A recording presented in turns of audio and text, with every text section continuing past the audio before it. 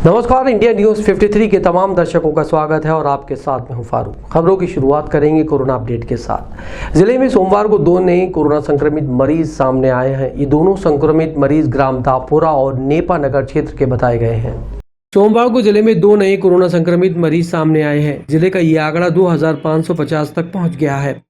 जिले में स्वस्थ होने वाले मरीजों की तादाद 2498 तक पहुँच गई है। फिलहाल एक्टिव मरीज 15 बताए गए हैं।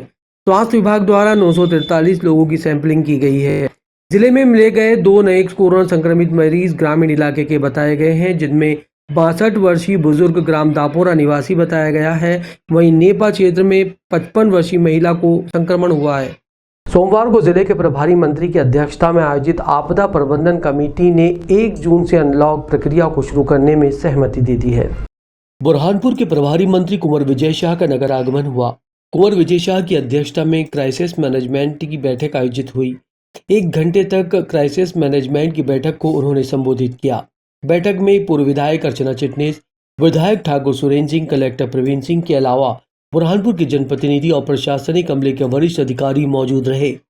बैठक लेने के बाद मंत्री कुंवर विजय शाह बाहर मीडिया से मुखातिब हुए। उन्होंने मीडिया से कहा कि बैठक में निर्णय लिया गया है कि 1 जून से बुरहानपुर को अनलॉक किया जाएगा।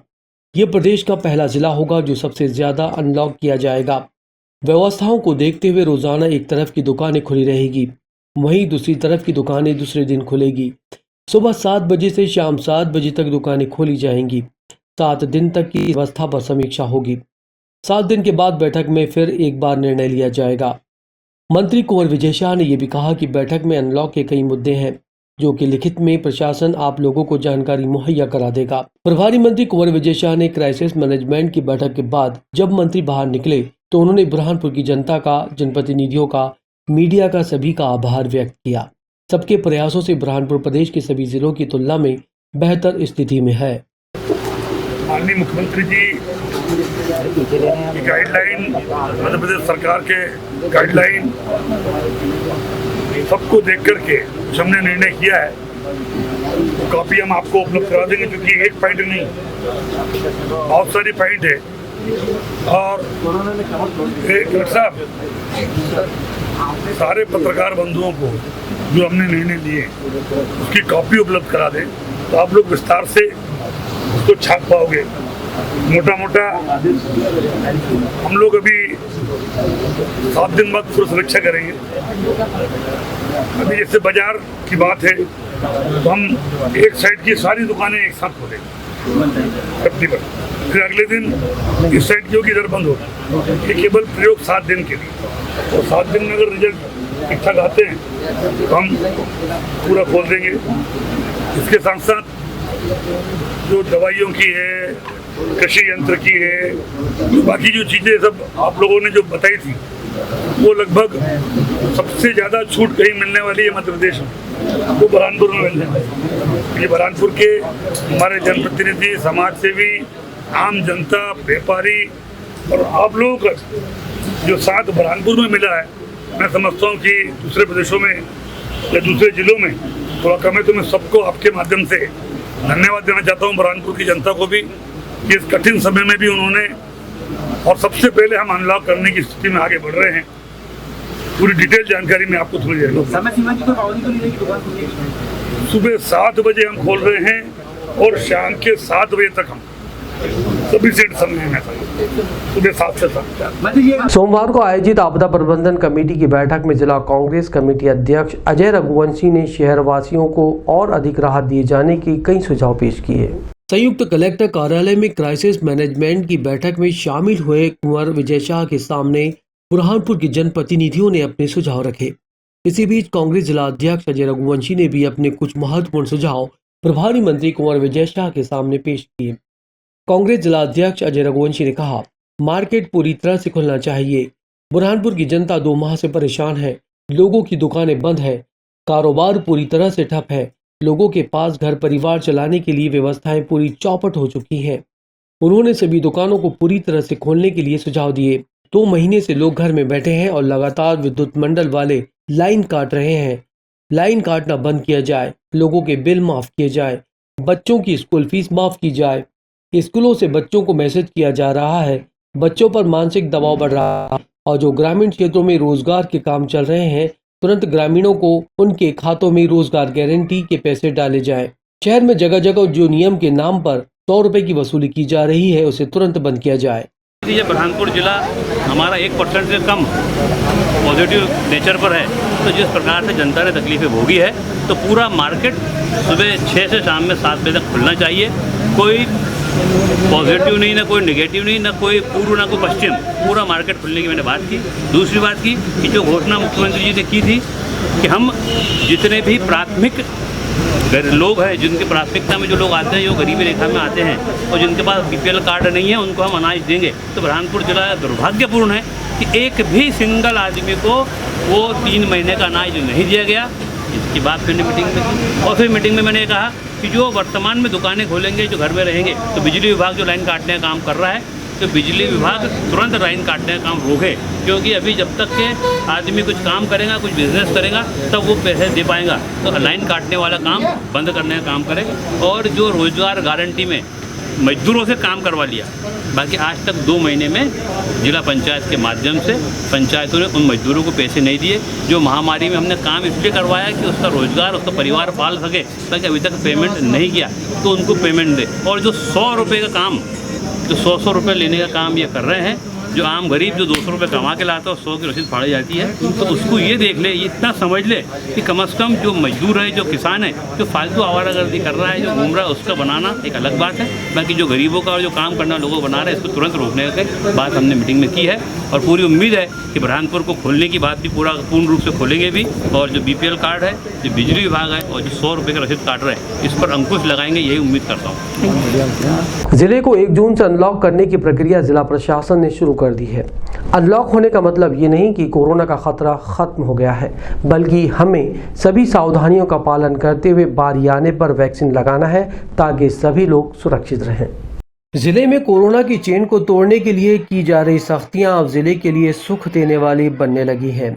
जिले में कम होते मरीज और बढ़ते हुए स्वस्थ मरीजों के चलते आपदा प्रबंधन ने 1 जून से जिले को और अधिक राहत देने का फैसला लिया है और शहर को अनलॉक करना शुरू कर दिया है। अनलॉक की प्रक्रिया में प्रमुख रूप से लेफ्ट और राइट के सिद्धांत के आधार पर बाजारों को खोले जाने के निर्देश दिए गए हैं।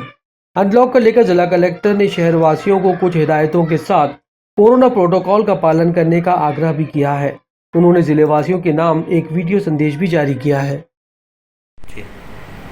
सभी बुरहानपुर वासियों को मेरा नमस्कार।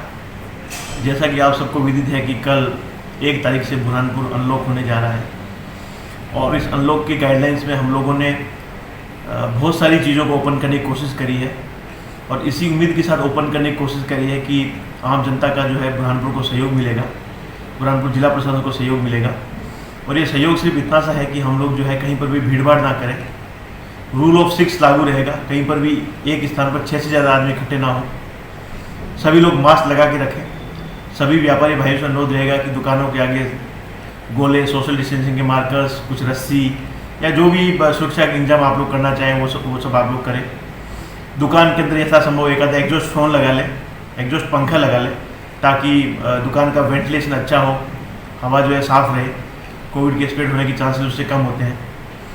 और मैं ये भी कहना चाहूँगा कि जितना बुरहानपुर के अनलॉक होने का इंतजार बुरहानपुर के लोग हम सब कर रहे हैं, उतना ही इंतज़ार कहीं न कहीं कोरोना वायरस भी कर रहा होगा। यदि हम लोग जो है सावधानी नहीं रखेंगे, लापरवाही करेंगे, तो फिर से ऐसा ना हो कि हमारा ज़िला जो है तीसरी लहर की चपेट में आ जाए, हम लोगों को फिर परेशान होना पड़े। मेरा सबसे अनुरोध रहेगा कि अनलॉक जो है, इस अनलॉक की प्रक्रिया में अत्यधिक सावधान होने की रहने की आवश्यकता है। कोई गलतफहमी नहीं पालनी है कि कोरोना चला गया है वापस नहीं आएगा, वो हम सबके बीच में ही है, वो भी अनलॉक का इंतजार कर रहा है। इसलिए हमको ज़्यादा सावधान रहना है, ज़्यादा सतर्क रहना है, ज़्यादा सुरक्षित रहना है। जैसे ही घर से काम पे लौटे, पूरा काम करके घर पे लौटे, सबसे पहले अपना जो कपड़े पहन रखे हैं उन कपड़ों को धोने के लिए डाल दीजिए, खुद अपना नहा धो के घर में जाइए। जहाँ पर भी काम कर रहे हैं वहाँ पर भी मास्क, सैनिटाइजर का उपयोग करते रहें, बार बार हाथ धोते रहें।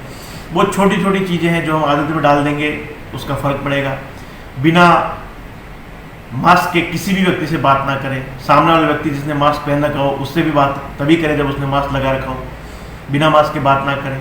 ये गलतफहमी ना पाने कि मेरा जो दोस्त है उसको कोरोना नहीं है और इससे मुझे कोरोना नहीं फैलेगा। जिसको भी कोरोना फैला है वो अपने परिचय से ही फैला है, रिश्तेदार से ही फैला है, ये हमेशा ध्यान रखने की बात है। तो जिससे भी बात करें, चाहे दोस्त हो, यार हो, रिश्तेदार हो, मित्र हो, सगा संबंधी हो, मास्क लगा के बात करें। उसने भी मास्क पहना हो, हमने भी मास्क पहना हो, फिर कोई दिक्कत नहीं है। ये छोटी छोटी चीज़ें हैं। मुझे पूरा विश्वास है बुरहानपुर की जनता इन सब चीज़ों को फॉलो करेगी और जून के महीने में बुरहानपुर में कोरोना केसेस नहीं बढ़ेंगे और हमारा अनलॉक जो है आगे इसी तरह और खुलता जाएगा और कंटिन्यू होता जाएगा। बहुत बहुत धन्यवाद। सोमवार को प्रभारी मंत्री की अध्यक्षता में आयोजित आपदा प्रबंधन कमेटी की बैठक में अल्पसंख्यक समुदाय को प्रतिनिधित्व नहीं दिया। इस पर अल्पसंख्यक नेताओं ने अपनी नाराजगी जाहिर करते हुए आपत्ति दर्ज कराई है। आपदा प्रबंधन कमेटी की बैठक सहित कलेक्टर कार्यालय में संपन्न हुई। इस बैठक में जिले के कई जनप्रतिनिधि, प्रशासन के आला अधिकारी मौजूद थे। कमी थी तो सिर्फ अल्पसंख्यक समुदाय के किसी प्रतिनिधि की। इस बैठक में अल्पसंख्यक समुदाय का एक भी प्रतिनिधि को नहीं बुलाया गया, जबकि मौजूदा सत्ता पक्ष के भारतीय जनता पार्टी में जिले के कई अल्पसंख्यक प्रतिनिधि अपना दबदबा रखते हैं। भाजपा की मध्य प्रदेश शासन के पूर्व मंत्री दर्जा प्राप्त सैयद इमाद के अलावा वरिष्ठ पार्षद परवेज सलामत बुरहानपुर के अल्पसंख्यक समुदाय का प्रतिनिधित्व करते हैं। उनके संज्ञान में भी इस बैठक को लाया नहीं गया। उन्होंने भी इसको लेकर अपना विरोध दर्ज कराया है। परवेज सलामत का कहना है कि जब आपदा प्रबंधन कमेटी, जो कि पूरे जिले की जनता का प्रतिनिधित्व करती है, उसमें सभी पार्टियों के प्रतिनिधित्व को बुलाया जा रहा है, तो अल्पसंख्यक समुदाय के प्रतिनिधि को कैसे भूला जा रहा है। परवेज सलामत ने कहा कि पहले बुलाया जाता था, लेकिन समय रहते अब प्रशासन अल्पसंख्यक समुदाय के प्रतिनिधियों को भूलता जा रहा है। जबकि बुरहानपुर में 50% अल्पसंख्यक समुदाय के लोग निवास करते हैं, लेकिन प्रशासन का इस तरह से अल्पसंख्यक समुदाय के जनप्रतिनिधियों को दरकिनार किया जा रहा है। वरिष्ठ कांग्रेसी नेता सलामत का कहना है कि जब स्वर्गीय सांसद नंद कुमार सिंह चौहान थे, वे सबको साथ लेकर चलते थे और समाज के हर तबके को उचित स्थान दिया करते थे और हमें हर बैठक में बुलाया जाता था। देखिए, जब कोरोना की शुरुआत हुई और यहाँ पर डिज़ास्टर मैनेजमेंट कमेटी की जो पिछले साल जो बैठकें अप्रैल और मई में 4-5 बैठकें हुई, तो उसमें मुझे अल्पसंख्यक प्रतिनिधि के तौर पर बुलाया जाता था, जिसमें कौल साहब ने मुझे बुलाया और उसके बाद में जो अभी कलेक्टर महोदय हैं प्रवीण सिंह, इन्होंने जो बैठक ली थी उसमें भी मुझे बुलाया गया था। पर पिछले कुछ दिनों से हमारे अल्पसंख्यक भाइयों को किसी को भी बुरहानपुर में जो मीटिंग्स हो रही हैं कलेक्ट्रेट में, उसमें कोई प्रतिनिधित्व नहीं दिया जा रहा है। हमको क्यों इग्नोर किया जा रहा है, इसका कोई मतलब समझ में नहीं आ रहा है। इसमें प्रशासन की तो अनदेखी नहीं समझ में आती मुझे। इसमें सत्ता पक्ष में कैसा है, जब तक के स्वर्गीय नंद कुमार सिंह थे तो वो सबको साथ में लेके चलते थे। अभी इस वक्त जो लोग सत्ता पक्ष में हैं, उनकी कहीं ना कहीं मुझे इसमें कमजोरी नजर आती है। विगत दिनों जिले के कई इलाकों में आई तेज हवा आंधी से केला फसल को भारी नुकसान हुआ है। सोमवार को जिले के प्रभारी मंत्री ने नसीराबाद क्षेत्र में पहुंचकर नुकसानी का जायजा लिया।